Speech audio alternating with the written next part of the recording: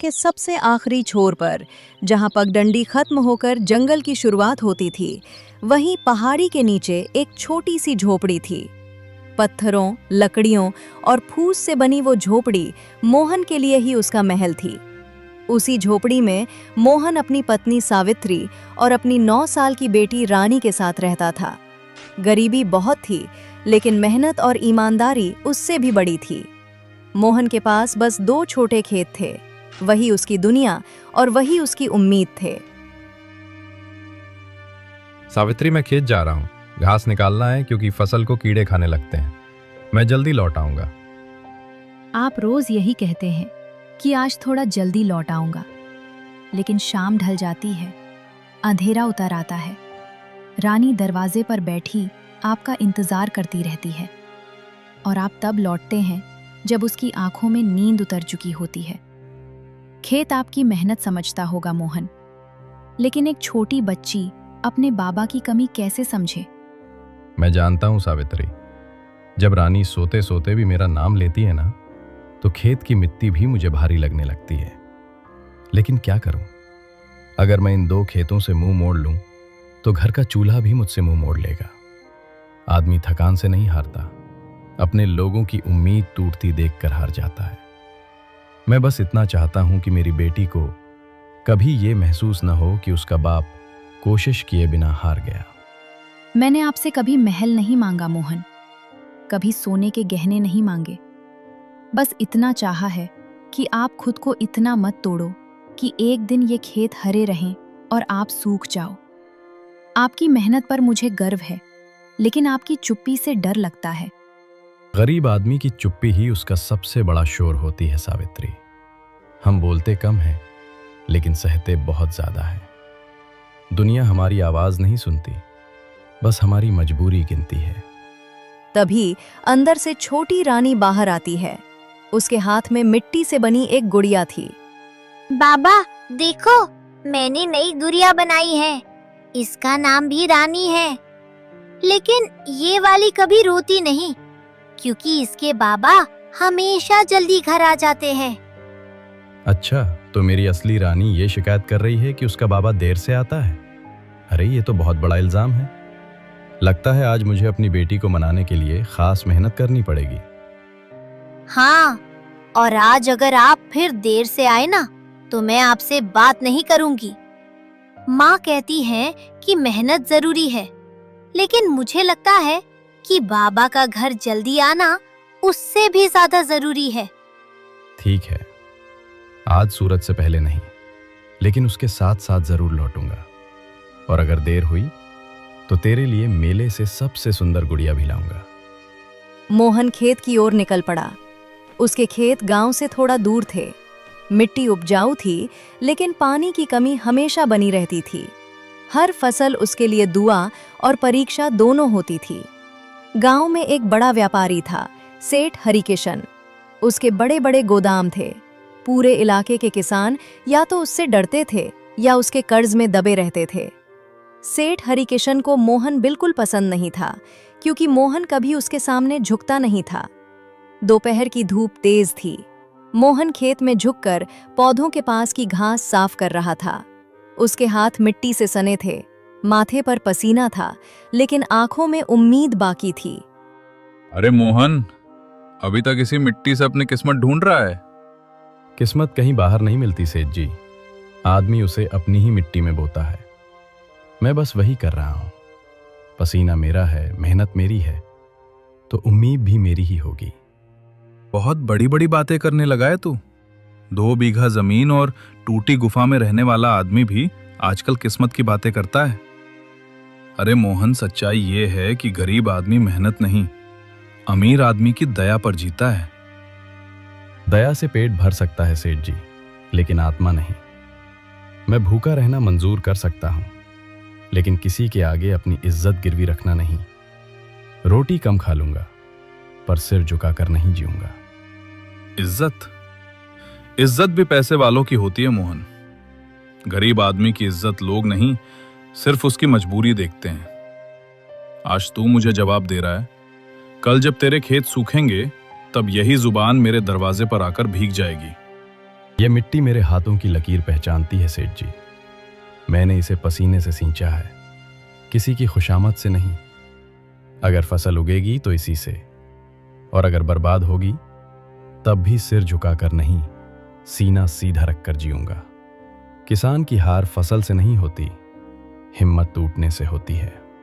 बहुत अभिमान है ना अपनी मेहनत पर। ठीक है, मैं भी देखता हूं मोहन, तेरी ये ईमानदारी तुझे कितने दिन रोटी खिलाती है। दुनिया सिर्फ मेहनत से नहीं चलती, यहां चालाकी, पैसा और लोगों को अपने इशारों पर नचाने की ताकत चाहिए। तू अपनी सच्चाई पर इतराता रहे, और मैं देखता हूं कब तक ये सच्चाई तेरी बेटी का पेट भरती है। जिस दिन भूख तेरे दरवाजे पर दस्तक देगी ना, उसी दिन तेरी ये मेहनत और ईमानदारी दोनों घुटनों पर आ जाएंगी। इतना कहकर वो चला गया, लेकिन जाते जाते उसकी आंखों में जो जलन थी वो साफ बता रही थी।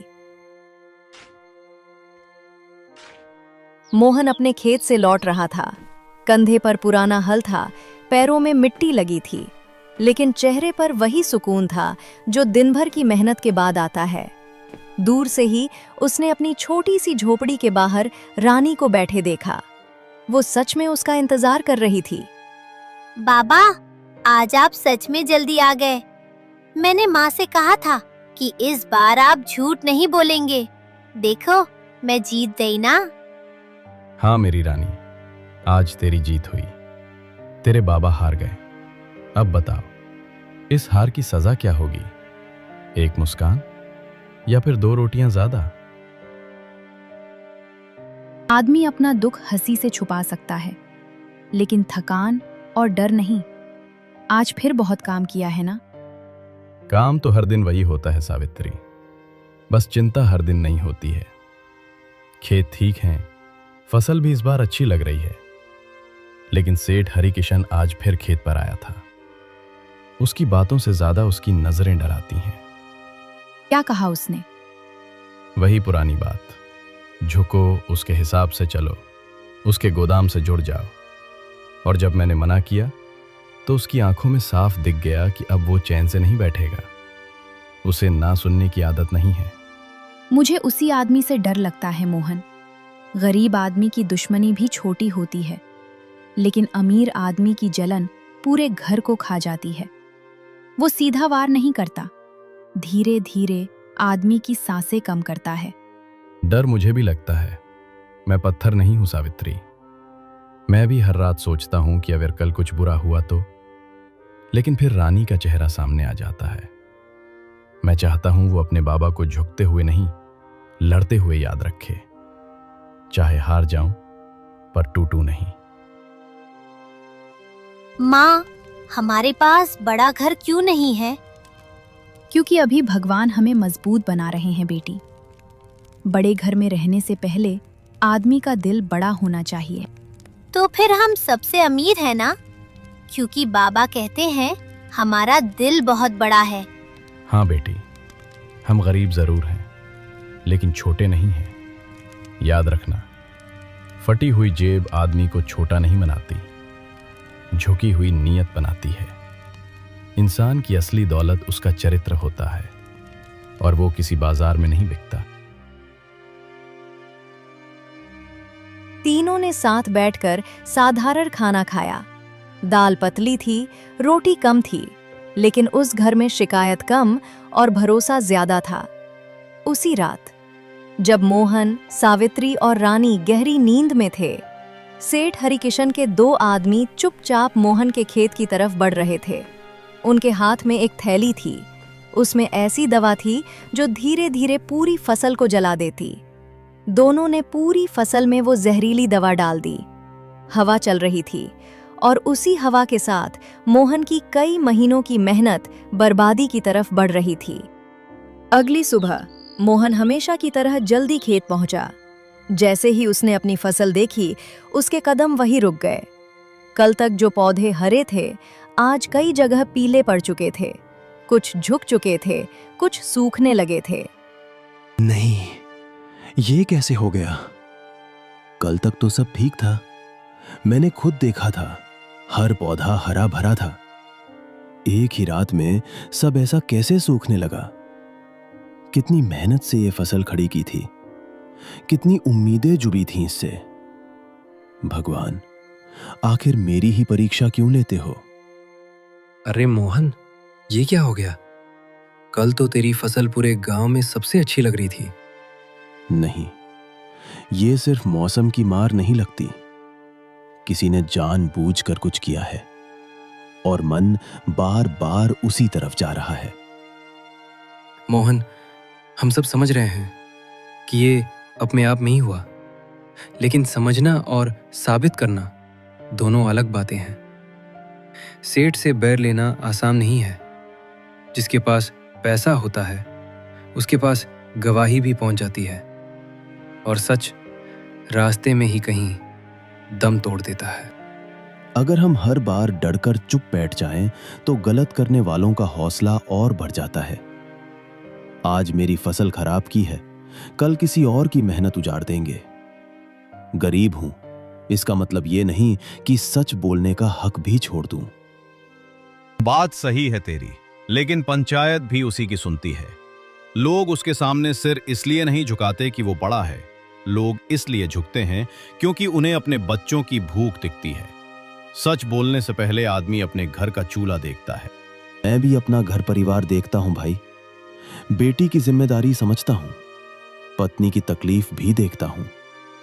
लेकिन अगर हर बार डरकर चुप रहूं तो कल अपनी ही नजरों में छोटा पड़ जाऊंगा। मैं ऐसा नहीं कर सकता। मोहन काफी देर तक अपने खेत के बीच खड़ा रहा। सूखी पड़ती फसल उसकी आंखों के सामने ऐसे लग रही थी जैसे किसी ने उसके सपनों का गला घोंट दिया हो। मिट्टी वही थी, मेहनत वही थी, लेकिन रात भर में सब कुछ बदल चुका था। गांव के 2 किसान अब भी उसके पास खड़े थे। दोनों जानते थे कि यह साधारण बात नहीं थी, लेकिन सेठ हरिकिशन का नाम लेने की हिम्मत किसी में नहीं थी। मोहन ने आखिरी बार अपने खेत को देखा और घर की तरफ चल पड़ा। रास्ते भर उसके कदम भारी थे। हर कदम पर उसे वही सवाल काट रहा था, अब घर जाकर क्या कहेगा? झोपड़ी के बाहर सावित्री लकड़ियां जमा कर रही थी। तभी उसकी नजर दूर से आते मोहन पर पड़ी। मोहन को इस तरह खड़ा देखकर वो तुरंत परेशान हो गई। क्या हुआ? आप इतने परेशान क्यों लग रहे हैं? खेत में कुछ गड़बड़ हुई है क्या? सुबह से आपका चेहरा उतरा हुआ है। साफ साफ बताइए मोहन, यूं चुप रहकर मेरी चिंता मत बढ़ाइए। हमारी फसल खराब हो रही है। रात भर में जैसे सब बदल गया। पौधे पीले पड़ गए हैं, कई तो बिल्कुल सूख गए। जितनी उम्मीद थी सब हाथ से निकलती लग रही है। नहीं, ऐसा मत कहिए। इस बार की फसल पर ही तो हमारा सब कुछ टिका था। बीज भी उधार लिया था, मेहनत भी पहले से ज्यादा की, दिन रात एक कर दिए थे हमने। अगर ये फसल खराब हो गई तो घर कैसे चलेगा? हम कैसे संभलेंगे? मुझे तो लगता है ये उस सेठ हरिकिशन का ही किया धरा है, क्योंकि ना तो कोई तेज बारिश हुई, ना ही मौसम की ऐसी मार पड़ी। फिर हमारी ही फसल आखिर सिर्फ क्यों बर्बाद हुई? तुम्हें भी ऐसा ही लगता है? मुझे सिर्फ शक नहीं है, पूरा यकीन है। जिस दिन वो खेत देखकर गया था उसी दिन मन घबरा गया था। उसकी बातों में ही कुछ ऐसा था। वो सामने से कभी कुछ नहीं करता, लेकिन चुपचाप ऐसा वार करता है कि आदमी संभल भी नहीं पाता। मुझे पहले से डर था। हाँ, और अगर सच में वही है तो इस बार मैं चुप नहीं बैठूंगा। मेरी मेहनत को यूं बर्बाद करके कोई आराम से नहीं रह सकता। कोई भी कदम सोच समझ कर उठाइए, सिर्फ गुस्से में फैसला मत लीजिए। जिसके पास ताकत और पैसा हो उसके खिलाफ खड़ा होना आसान नहीं होता। मैं आपको रोकना नहीं चाहती, बस इतना चाहती हूं कि आप किसी मुसीबत में ना पड़ें। मेरे लिए सबसे जरूरी आप हैं, बाकी सब फिर से कमाया जा सकता है। और मैं ऐसे डर कर नहीं रह सकता सावित्री। गरीब होने का मतलब ये नहीं होता कि हम अमीर लोगों की गुलामी करें। मैं मेहनत करता हूं, उसी से अपने घर का पेट पालता हूं। अगर आज ये सब चुपचाप सह लिया तो हर बार दबना पड़ेगा। सेठ हरिकिशन जैसे लोगों की आदत होती है गरीबों की मजबूरी का फायदा उठाना, लेकिन मुझे ये मंजूर नहीं है सावित्री। तभी वहां गांव का एक आदमी आया। मोहन, पंचायत में बुलावा आया है। सेठ हरि किशन ने पंचायत बुलाई है। कह रहा है कोई बड़ा मामला है और तुम्हारा नाम भी लिया है। मोहन, ये कौन सी नई चाल है? उस हरि किशन की पंचायत में हमें जाना था। खेत हमारा बर्बाद किया गया है, लेकिन इस हरि किशन ने पंचायत बुला ली। ये जरूर उसकी नई चाल है। चलो सावित्री, रानी को यहीं छोड़ दो। मैं अपनी बच्ची को ये सब सुनने देना नहीं चाहता। चलो, हम तुम चलते हैं। डरना मत, मैं संभाल लूंगा। दोपहर का समय था। गांव की चौपाल पर असामान्य भीड़ लगी हुई थी। सरपंच और कुछ किसान वहां खड़े थे। माहौल भारी था।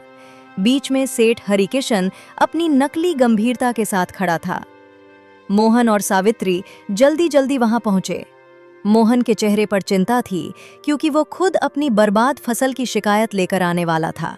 लेकिन यहां माहौल कुछ और ही था। सरपंच जी, आपने मुझे पंचायत में बुलाया। बात क्या है? मैंने तो अभी तक किसी से कुछ कहा भी नहीं। मैं तो खुद आपके पास आने वाला था। मेरे खेत में किसी ने जहरीली दवा डाल दी है। पूरी फसल पीली पड़ गई है। मैं उसी की शिकायत लेकर आने वाला था, लेकिन यहां तो कुछ और ही मामला लग रहा है। मोहन, मामला बहुत गंभीर है। सेठ हरि किशन ने तुम पर चोरी का इल्जाम लगाया है। उनका कहना है कि तुमने उनकी पत्नी के सोने के गहनों की पोटली चुराई है। सिर्फ इतना ही नहीं, उनके नौकर का भी कहना है कि उसने तुम्हें कल रात उनके घर के पास से जल्दी जल्दी निकलते हुए देखा था। अब पंचायत के सामने सच बोलो। अगर तुम निर्दोष हो तो अभी बताओ। सरपंच जी, ये आप कैसी बात कर रहे हैं? मैंने कोई चोरी नहीं की। मैं गरीब जरूर हूं, लेकिन चोर नहीं हूं। कल रात मैं अपने परिवार के साथ घर पर था। मैं किसी के घर के पास गया ही नहीं। मैं तो अपनी फसल की चिंता में था। देखा सरपंच जी, मैंने पहले ही कहा था ना, ये कोई नया बहाना बनाएगा। पहले फसल की बात करेगा, फिर खुद को बेचारा साबित करेगा। लेकिन आप इसकी बातों में मत आइए। मेरी पत्नी के गहने सच में गायब हुए हैं। अगर अभी सख्ती नहीं हुई तो कल ये किसी और के घर हाथ साफ करेगा। मैं साफ कहता हूं, इसके घर की तलाशी करवाई जाए। अगर ये निर्दोष है तो खुद ही सच सामने आ जाएगा, नहीं तो मुझे मजबूर होकर पुलिस तक जाना पड़ेगा। सरपंच जी, ये सरासर झूठा इल्जाम है। मेरा पति दिन रात खेत में मेहनत करता है। उसने कभी किसी का 1 रुपया तक बिना हक के नहीं छुआ।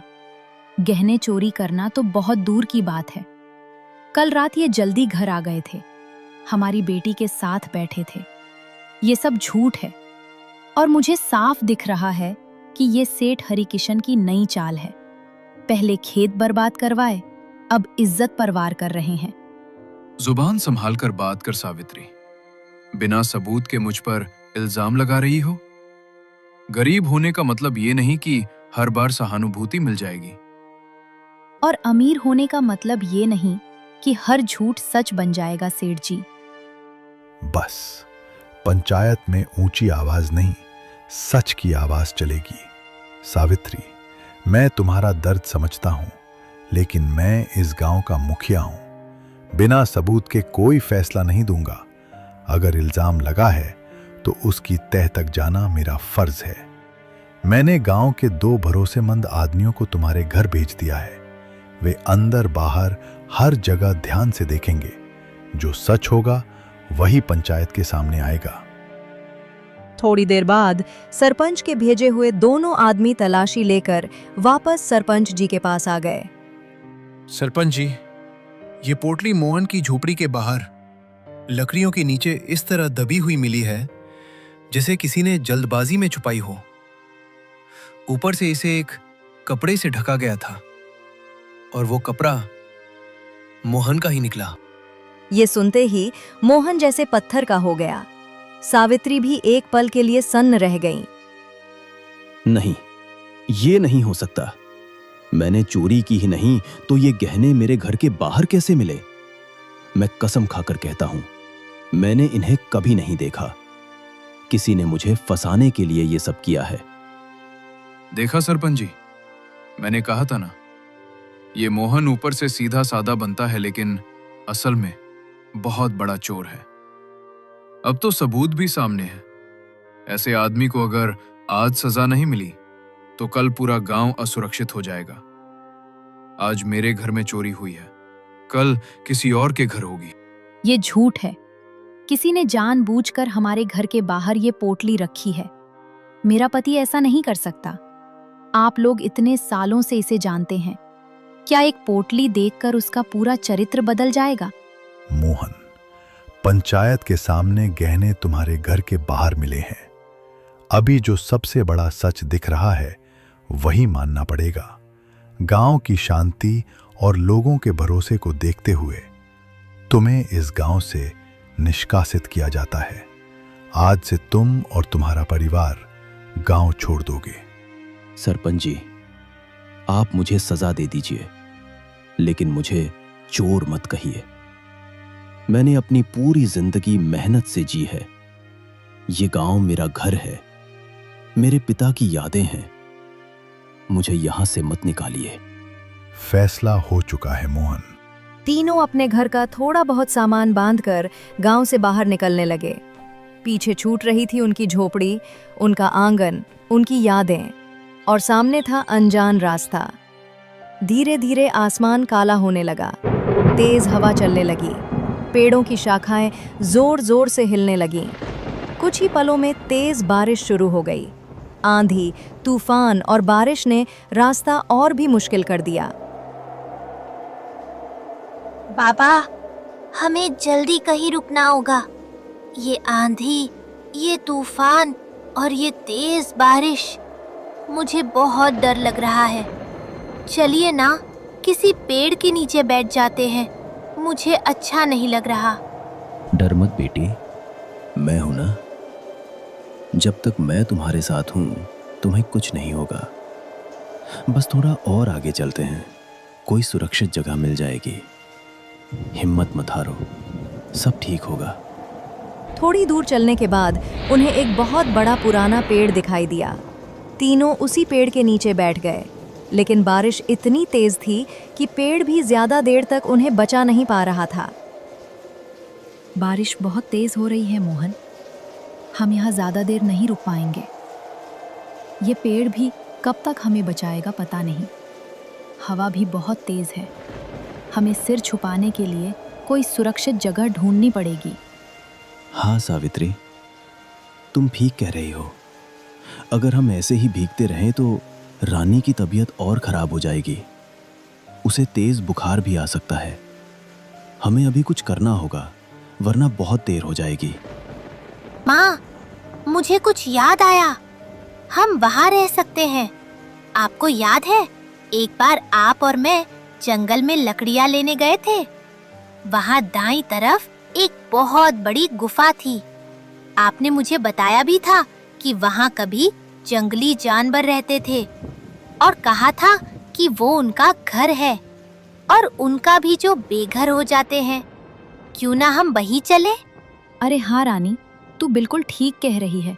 मुझे याद है, वो गुफा बहुत बड़ी थी, अंदर घास भी थी, लेकिन कम से कम बारिश और हवा से तो बचा सकती है। तो फिर देर किस बात की? चलो अभी वहीं चलते हैं। इस समय वही हमारी सबसे सुरक्षित जगह है। चाहे जगह छोटी हो, लेकिन कम से कम सिर छुपाने की जगह तो मिलेगी। तीनों तेज बारिश में भीगते हुए उस दिशा में चल पड़े। रास्ता फिसलन भरा था, हवा जोर से चल रही थी, लेकिन अब उनके पास उम्मीद थी।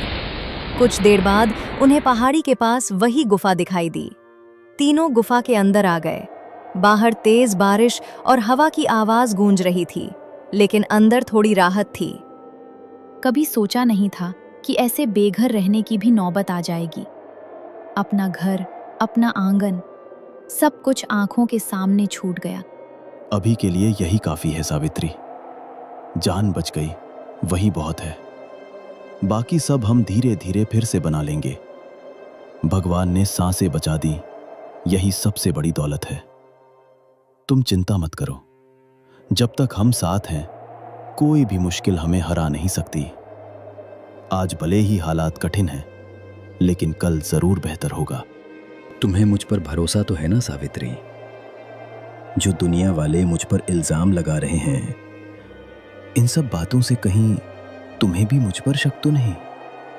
मोहन, मुझे आप पर पूरा भरोसा है और आप कोई भी ऐसी गलत हरकत कर ही नहीं सकते। चाहे ये दुनिया, ये समाज, ये लोग कुछ भी कहें, आपसे शादी के दिन से ही मुझे आप पर गर्व है, क्योंकि आप निडर, स्वाभिमानी और ईमानदार इंसान हैं। आप कभी किसी के आगे झुके नहीं। आपने जितनी मेहनत की उसी से हमारा पेट भरा। आप चाहते तो सेठ हरिकिशन के साथ मिलकर घोटाला कर सकते थे, उसके चोरों वाले धंधे और घपले में साथ दे सकते थे, लेकिन आपने सच का रास्ता चुना और इसी वजह से मैं आपके साथ हूं और हमेशा रहूंगी। सच जरूर सामने आएगा मोहन, और दुनिया को पता चलेगा कि आप चोर नहीं हैं। गांव में सेठ हरिकिशन अपने घर में बैठा मुस्कुरा रहा था। वाह, मोहन को गांव से निकलवा दिया। अब कोई भी मेरे खिलाफ आवाज नहीं उठाएगा। मैंने नकली गहने उसके घर के पास रखवा दिए और पूरा गांव उसे चोर मान बैठा। किसी ने एक बार भी सच जानने की कोशिश नहीं की। अब इस गांव में मेरी ही चलती है। किसान मुझसे डरेंगे, मेरे सामने सिर झुकाएंगे। जो भी मेरे रास्ते में आएगा उसका यही हाल होगा। रात को रानी और सावित्री तो थकान से गहरी नींद में सो गईं, लेकिन मोहन की आंखों से नींद कोसों दूर थी।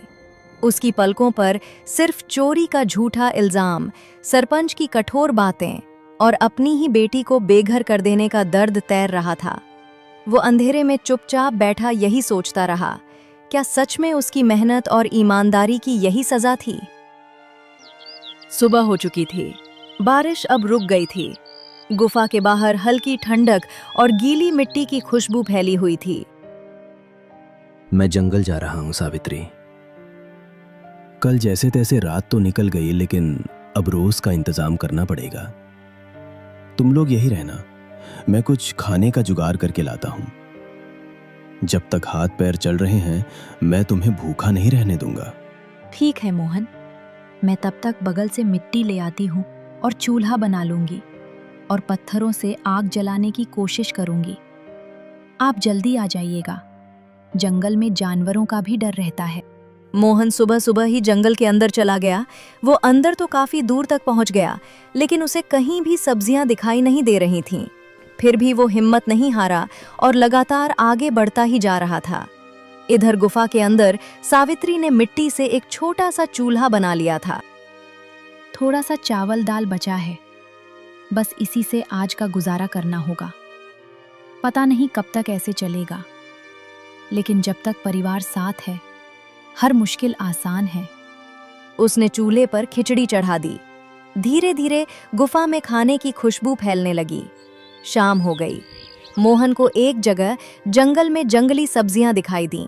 वो उन्हें झुककर तोड़ने लगा। किस्मत भी क्या खेल खेलती है। कल तक अपने खेत की फसल पर भरोसा था और आज जंगल की जंगली सब्जियों पर। लेकिन कोई बात नहीं, जब तक हिम्मत है हार नहीं मानूंगा। कुछ देर बाद मोहन भी सब्जियां लेकर वापस आया। सावित्री, ज्यादा तो नहीं मिला, लेकिन जितना भी लाया हूं उससे हम सबका पेट भर जाएगा। कल हमारी बच्ची को भूखा नहीं सोना पड़ेगा। कम से कम कल रात तो उसे चैन की नींद आएगी। और सुनो, मैं कल फिर निकलूंगा। कुछ न कुछ जुगाड़ जरूर करूंगा। ये बारिश और तूफान कभी भी आ सकते हैं, इसलिए हमें पहले से खाने का इंतजाम करके रखना होगा, ताकि किसी भी हाल में हमारे घर का चूल्हा ठंडा ना पड़े। कोई बात नहीं मोहन, इतना ही काफी है। जब तक खुद पर विश्वास है ना, रास्ता अपने आप मिल जाता है। हम लोग समय के साथ सब ठीक कर लेंगे।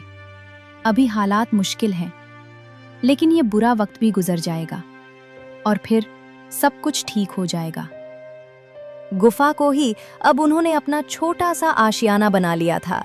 सबने मिलकर खाना खाया। रात हुई। फिर से तेज बारिश और आंधी तूफान शुरू हो गया। लेकिन पूरा परिवार गुफा के अंदर सुरक्षित था और लंबे समय बाद सबने चैन की नींद ली।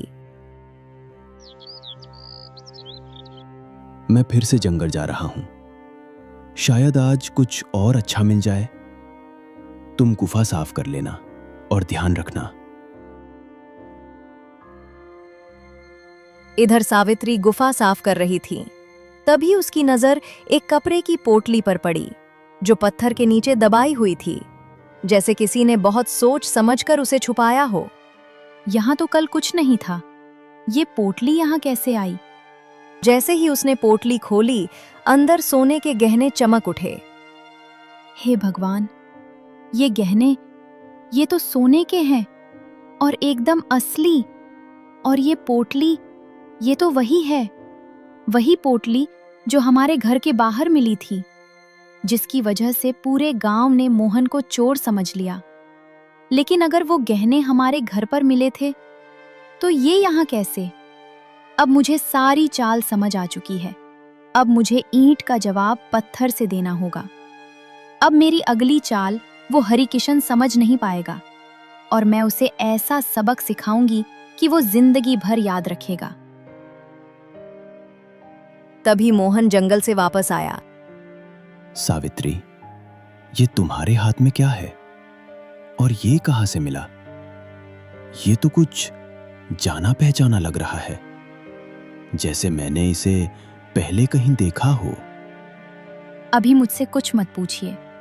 आप बस एक काम कीजिए, गांव के बाहर या शहर में कहीं किराए पर एक छोटा सा घर ढूंढ लीजिए और अगर हो सके तो उसे खरीदने की भी सोचिए। आप मुझ पर भरोसा रखिए और मैं जैसा कहती हूँ वैसा कीजिए। समय आने पर मैं आपको सब बता दूंगी। हमें अब मजबूर बनकर नहीं, समझदारी से जीना होगा। लेकिन सावित्री, अचानक ये सब? हम तो पहले ही सब कुछ खो चुके हैं। अब ये नया फैसला क्यों? मुझ पर भरोसा रखिए मोहन। मैं जो भी कर रही हूँ वो हमारे भले के लिए ही कर रही हूँ। सब कुछ ठीक हो जाएगा और कुछ लोगों का घमंड भी जरूर टूटेगा। आप बस मेरा साथ दीजिए। हम गरीब हैं लेकिन बेवकूफ बिल्कुल नहीं। ठीक है सावित्री, तुम जैसा चाहती हो वैसा ही होगा। बस इतना ध्यान रखना कि तुम सुरक्षित रहो। मुझ पर पहले ही इल्जाम लग चुका है। मैं नहीं चाहता कि तुम पर कोई आंच आए, लेकिन मुझे तुम पर पूरा विश्वास है। तुमने जरूर कुछ बहुत अच्छा सोचा होगा। मैं हमेशा तुम्हारे साथ हूं। भाग 2 में मजेदार धमाका होने वाला है। क्या आप सब तैयार हैं भाग 2 के लिए? कमेंट जरूर करें।